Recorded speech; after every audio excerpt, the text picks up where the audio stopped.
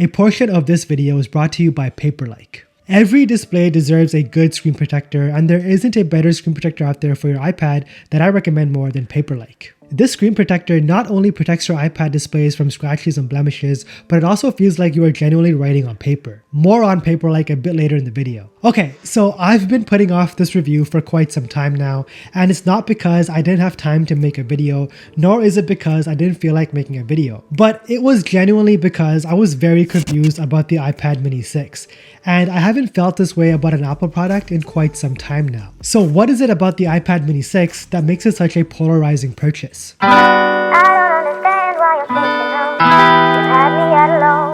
How's it going, everyone? My name is RJ, and this is my long-term review on the new iPad mini 6. Allow me to start from the very beginning. So I'm sitting at home eagerly watching the Apple event. Tim Cook is on stage announcing new Apple products just like he does every single year. And then out of nowhere, Apple announces the new iPad mini 6. And at this point, I am absolutely stunned. This is the refresh I've been waiting for quite some time now. If you are an avid viewer of the channel, then you know just how much I love my iPhone mini. Quite honestly, I think this is the best iPhone ever made to date. And if you want to find out why, you can watch my iPhone 13 mini review, which I will link for you guys in the description below. Now back to the story. I immediately rushed online to the Apple Store, placed my order for the iPad mini 6, and now we wait. For some mysterious unexplained reason, my iPad mini was delayed by 2 weeks, while everyone else was getting delivery of their iPads. And that's when all of the horror stories about the iPad mini's display started pouring in. A term that I've never heard of before kept popping up. Jelly scrolling. What exactly is jelly scrolling, you ask? Well, jelly scrolling occurs when one half of the display refreshes slower than the other half, creating this staggered scrolling effect. Now, at the time, I didn't know how widespread this issue was. I've never had any issues with any Apple displays before in the past. They've always been well optimized for performance, and everything about the displays were always terrific. Because at the end of the day, you have to remember these displays are made by Samsung for Apple, and Samsung, as we all know, makes some of the best displays on the market. So naturally, I didn't think too much of it and I went about my day. Fast forward 2 weeks and my iPad mini shows up at my doorstep. Naturally, I'm super excited to be finally able to rock the full Apple mini ecosystem with, of course, the iPhone 13 mini and the new iPad mini 6. So I set up my new iPad, install all of my favorite apps, everything seems to be fine and responsive. That is until I launch Twitter and then I start scrolling. That is when I realized my iPad mini 6 is also infected with the infamous jelly. More specifically, jelly scrolling. And the thing is, to me at least, it is super noticeable. I don't know if it's just me who's sensitive to a bad display, but this thing called jelly scrolling is definitely real, and I'm out here losing my mind. The rumors were true, and jelly scrolling definitely does exist. But whether or not that bothers you really differs from user to user. I was ready to make multiple videos tearing this iPad and this display apart, but I managed to somehow keep it together, and I told myself I was going to give this iPad at least 2 months before I made a review. And you know what? I'm glad that I did. The major appeal of the new iPad mini 6 is of course its size. This 8.3-inch display is the optimal size for everyday use. There is no denying that. This is what I like to refer to as my companion iPad. It's the iPad that I can take comfortably around with me everywhere I go without it being so intrusive. It's quite literally the size of a small notebook, and I pretty much use this thing like how I would a notebook. It is the absolute perfect iPad for taking video calls, reading a book on Kindle,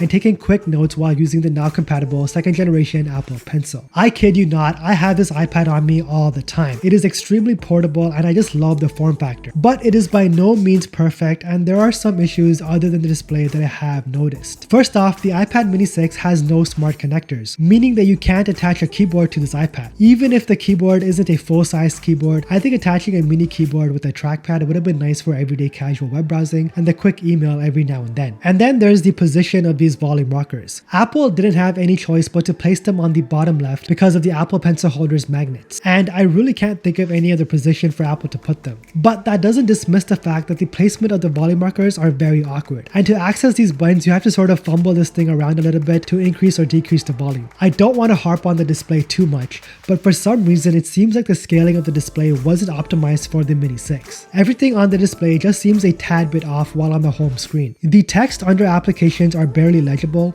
and the icons are squished together with no real symmetry in between. All of this, of course, can be ironed out with future software updates. This may just be me, but if I'm spending a large sum of money on something, especially on an Apple product, I have a high standard of expectations. And with the iPad mini 6, they aren't met straight out of the box. And then there are some issues that cannot be addressed with software updates, like the screen brightness. The iPad mini 6 has a peak brightness of 500 nits. In comparison, my iPhone 13 mini has a peak brightness of 800 nits. It's not that the display on the iPad mini 6 isn't bright enough. I find the brightness to be just fine while using it indoors. It's when I'm outside or in my car trying to read a blog or jot down some notes, that's where I wish the iPad mini 6 came with a brighter display. Now that all the downfalls of this device are out of the way, let's talk about the positives and find out whether or not you should consider the iPad mini 6 as your tablet of choice. I use the iPad mini 6 for a lot of different purposes, each day varying a little bit depending on my tasks. But on a typical day, I use this iPad for jotting down notes, taking video calls, and using this as my personal Kindle reader. Taking notes on the mini 6 is a real joy. You're able to support this iPad just by using one hand, and it is actually quite comfortable and lightweight thanks to the form factor of this device. I find myself taking notes easily everywhere I go. If I have a quick thought I want to write down, I quickly pull up my iPad and start jotting away. The combination of the second generation Apple Pencil and a paper-like screen protector on this iPad is incredible. Paper-like isn't your regular screen protector. It's a screen protector with many different purposes. First off, the installation process is quite simple. When installed properly, you're left with virtually no bubbles. Secondly, this is a matte-like screen protector that reduces the amount of glare you're able to see on your screen. Not to mention, it protects your display from scratches and minor blemishes. Despite all that, it genuinely gives you that feeling that you are writing on paper. And if you guys don't believe me, here's a quick demonstration on what writing sounds like on an iPad with paper-like versus an iPad without paper-like.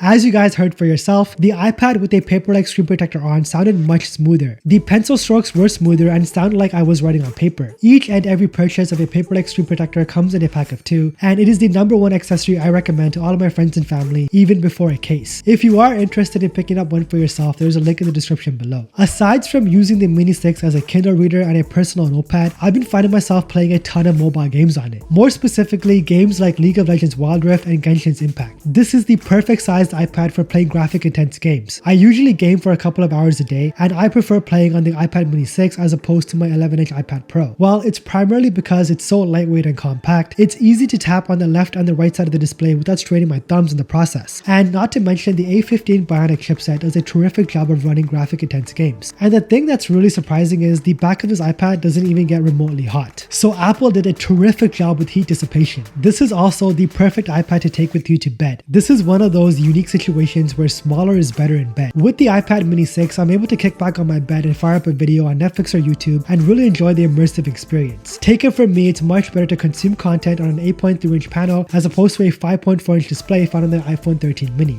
Not only that, but the speakers found on this little iPad are great. They are plenty loud and they do sort of provide a stereo sounding experience. The best part is you do get to comfortably hold and watch content all in the comfort of your bed. Who isn't willing to pay a pretty penny for that? So at the end of the day, would I recommend the iPad mini 6 after 2 months of daily use? Well, in all honesty, I would. I think if you can get past the jelly scrolling issues or even just learn to live with it like how I have, then this is a terrific tablet. Clearly, Apple doesn't have any intentions of giving us pro applications on the iPad anytime soon like we all initially anticipated. Apple doesn't want to cannibalize their sales of the MacBook lineup, so it makes sense that Apple wants to keep the iPad while an iPad. So for most people, the average Joe like you and me, we don't need an iPad Pro. An iPad mini might be your best bet. If you do end up picking up the iPad mini 6, then don't forget to pick up a paper-like screen protector along with it. I do highly recommend it. There is a link in the description below for your convenience. As always, thank you so much for watching, and don't forget to flex with your iPad mini tech.